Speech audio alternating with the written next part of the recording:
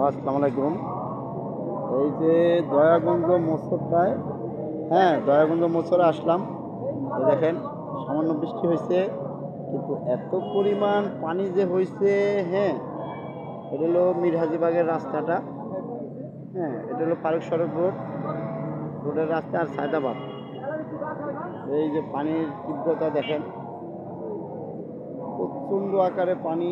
এই যে গাড়ি রিক্সা ডুবে গেছে অলরেডি, হ্যাঁ, অনেক পানি। বৃষ্টির পানিতে ডুবো ডুবো অবস্থা। এই চাল রাস্তার কি অবস্থা, কি পরিমাণ পানি হয়েছে দেখেন যারা, হ্যাঁ।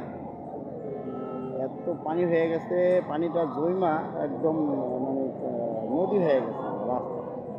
মানুষজন যাইতে খুব কষ্ট হইতেছে। এই যে সাকিয়া মানুষ আস্তে আস্তে যাইতেছে।